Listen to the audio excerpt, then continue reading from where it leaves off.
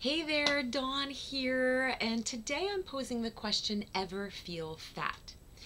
If you're like me, you've had numerous conversations about what diet to go on, or how I need to get into shape, or I want to change this about my body, or I want to change that about my body, with friends, coworkers, anybody who will listen. It's a constant conversation. And being in the fitness field, I am always talking about it with clients. In fact, in this past week alone, I had 4 clients talk to me about how they felt fat and bloated in their bodies, how they weren't feeling fit in their bodies, how this part was jiggling, and how they just didn't feel tight here. And I knew it wasn't about the number on the scale, because all 4 of those clients hadn't gained a pound. In fact, 2 of them lost weight. So it wasn't about that number on the scale, it was how they felt in their body. And what I know is that when you have these blah feelings, it can really affect your mood. And in time, if that keeps going on, it can affect your confidence in your life as well. 80% of women, 80% of women want to lose weight, get into shape, or change something about their bodies. It's astounding. And at the same time, coincidentally, our lack of confidence and our insecurities as women, the majority of it comes from how we look and feel in our bodies. So it really got me thinking, how can we kick insecurity to the curb once and for all? Because I'm not talking about this I need a perfect body standpoint. I'm talking about this self-love, empowerment in who we are standpoint. So it got me thinking about, how can we ask a better question? And that question is, how can we feel and be fit and fabulous in our bodies? Because I know that once we feel that way, it will translate and spill over into other areas of our lives. We will be healthier, we will be happier, we will be more successful. So I came up with a few tips to help us create that self-love within, help us to boost our confidence, and help you feel and be fit and fabulous and energized in your body and your life. So here are a few tips that I know you may have heard before, but it's always good to hear again. Tip number 1, align, center, and balance yourself. Now, how can you do that? There is what I would say, connect to God, source, universe, your higher power, whatever that is for you, in the form of meditation or prayer, gratitude, forgiveness. You can also do positive visualization or affirmations or mantras. There are so many things that you can do here. I know for myself, I love to align, connect, and balance myself through meditation, prayer, positive visualization, and gratitude. But on a daily basis, I definitely meditate and pray, because what I know that is that even for just 15 minutes a day of meditation or prayer, it can bring this peace and calmness to your life, to yourself, and to your life. So that really helped me when I had major anxiety and panic attacks. All I wanted to do was feel good, and connecting in that way really benefited me. Tip number 2, own, accept, and honor your body. Own, accept, and honor your body. Now, that's a hard one sometimes when we want to change something about ourselves. But think about this. Your body is so beautiful and so unique and so amazing at what it can do. When you really think about the awesomeness of how your body can regenerate and autocorrect and repair itself, it's absolutely amazing. And that has nothing to do with your shape or your size. But I know that this can be a hard one. So what I would like you to do is try an exercise of focusing on the positive and good aspects of yourself, your physical traits, and who you are as a person. Because in time, as you stop comparing yourself to others and stop obsessing about those negative thoughts and change those negative thoughts and reframe them to being some good positive things about yourself, in time it will become easier, and it absolutely brings about this self-love and this confidence and this empowerment to who you are as a person into your life. And that will lead you to want to be healthier in what you put in your body as well. So tip number 3 brings me, tip number 2 brings me to tip number 3, which is leading a healthier lifestyle. Now, of course, doing tip number 1 and doing tip number 2 will automatically start bringing this like amazing feeling within to want you to lead a healthier lifestyle. But you can also just start leading a healthier lifestyle. Start taking that action. And once you start taking that action to leading a healthier lifestyle, you become more empowered from within as well, and energized from within as well. So either way, lead a healthier lifestyle. And what that means is, first, good food. Good food. Put good, nutritious, wholesome foods in your body. Now, I love food. Love, love, love food. And I would say probably 85 to 90% of the time I'm eating some good foods. But I still love my chocolate, and I love a good cookie or a piece of cake. So I'm not going to eliminate those from my diet at all. I'm going to enjoy them. But 80 to 90% of the time, I'm going to eat good, nutritious, wholesome foods. Now, what does that mean? Because there is a lot of information out there and it can get complicated. But it really doesn't need to be. It can be very, very simple. But I know that there's paleo diet out there, and vegan diets, and cleanses, and toxin releases, and juicing, and all of those can actually be very good. It's kind of a way of doing it. But don't get bogged down in the details of it. Keep it simple. And unless you have a disease or an actual issue like celiac, or you're diabetic, or you have IBD, or you have food allergies or gluten sensitivities, you really don't need to avoid certain food groups to lose weight or to get into shape or to feel good in your body. So what is that?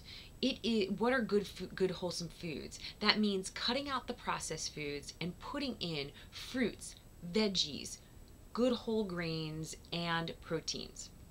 Now, everybody wants to make carbs out to be the enemy. It's not. We need carbs, and the majority of our diet needs to come from carbs to function. It's our main energy source to be alert from our brain wise, to be able to function as a human being in our body and to do activity. We need good carb sources, but we need carbs, a balance of carbs, a balance of proteins, and we need good fats in our diet. The key to having a balanced diet is putting in good calories and balancing that with your energy expenditure throughout the day. Now, what does that mean? That means that you do need to get to a place where you understand the calories you're putting in and what you're doing as far as exercise, energy, digestion, all of that goes into your energy, requirements. So I like people to at least know what calories they're putting into their body in the beginning, and then eventually get to the place where you listen to your body. Okay, so hear me, you have to know if you need to lose weight, you have to either cut some calories or up your workouts. If you need to balance, then it's a good balance between caloric intake and energy expenditure. And if you need to gain weight, then again, you need to increase your calories and either decrease your energy expenditure or keep it the same and just increase your calories. So there's a whole lot that goes into this, but at the end of the day, it does not have to be that hard. Keep it simple. Understand your calories and your energy expenditure just to understand it and not to obsess about it, and then listen to your body, because what is going to work for me is not going to work necessarily for you. So good wholesome foods, carbs, which include fruits, veggies, and whole grains, and add proteins and fats to your diet, as well as good water. Drink lots of water. It's very good for moving through the toxins, for cleansing the kidneys and your blood, and you need it to survive. So that's what I'm going to say about food. Next thing in the leading a healthy lifestyle is get outside. Get outside. Getting outside absolutely improves your mood. And if you're like me, where you live somewhere very cold this winter and you couldn't get out that often, it is so refreshing to get outside, and it absolutely improves your mood. Not to mention that getting outside and having that sunlight really produces vitamin D, and there's so much that goes into that. That's a whole nother topic, but that in turn will also help you with your mood and with everything that's going on in your body. So get outside. Third thing is exercise. Now, we all know that exercise is good. Exercise is good for your body, and movement and exercise is also good for your mind. And it is an expression of self-love, not punishment. Listen to me when I say this here. I want you to use exercise and movement for your body as an expression of self-love. You're not using it because you think you ate too much the day before. You should be doing it because you want to feel healthier, not because you're punishing yourself for something that you did. So exercise and movement. Now, exercise and movement takes in a bunch of things as well. And the first thing is in your plan, you would like to include cardio. Now, cardio is walking, hiking, swimming, biking, dancing, and running. There's lots of things that go into cardio, but pick something that you like to do and go and do it. Next thing is strength training. You can do body weight exercises. You can do dumbbells and free weights or machines or circuit training classes. You can also incorporate yoga or Pilates. Certain yoga and Pilates classes are really good for strength training. There's lots of different ways you can get strength training in there, but strength training is a part and a component of your exercise program. Another component is stretching and flexibility, and that could be a good stretching routine after you work out, and also using the foam roller, or it could be taking a yoga class or a Pilates class. All great ways to do some stretching and flexibility work. Now, another component of your actually exercise routine is rest and recovery. We need rest and recovery, otherwise we will overtrain, and overtraining can lead to complete exhaustion and injury. And so that needs to be a component in there as well. Now, kicking your, really getting your body energized and fit and constantly moving it, you need to always stress your muscles, and you need to kick up your cardio at times to really keep your body functioning and moving and more energetic. So keep that in mind when you're continually doing the same thing. You gotta step it up a notch to really keep up your good fitness and good things for your body. Next component of leading a healthy lifestyle, this is a huge category, is getting good sleep. Now, for most people, good sleep is, 7 to 9 hours. For some people, it might be a little bit less than 7, and for some people, it might be more than 9 hours. But the majority of people, if you can get about 8 hours a night, does a body good. So that's another component. And of course, minerals and vitamins and putting certain things in your body from that perspective. But that's always good to talk to a nutritionist about, or your doctor about what's going to be right for you. So those are my 3 tips at this point. My last and final tip is go after a goal. When we strive for something and we achieve it, we build this amazing confidence. Now, your goal should be specific, it should be measurable, it should be achievable, it should be stretchingly realistic, not just realistic, stretchingly realistic, and it should be bound by time, something that is challenging and something that is tangible, because that's when we make the real growth. That's where we really build our confidence, and that is where everybody around us can feel how confident we are, and that's where it trickles into our life. So go after a goal. I am hoping that these tips really help and they're something that you can incorporate into your life, because I believe that you are worth it. You have the power to honor your body through a healthy lifestyle where you will change your life, change your body, and change the energy within. So, hope these tips help. And for those of you who do want to kick it up a notch, who want an overall fitness and exercise program, I would challenge you to step up and train for a half marathon. If that is something that you think you are considering, click the link below and schedule a time to chat with me.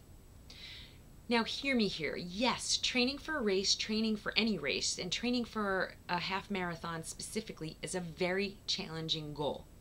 And some of you may be thinking, I'm not in the best shape of my life right now. I don't even think I can run a mile yet. That's okay.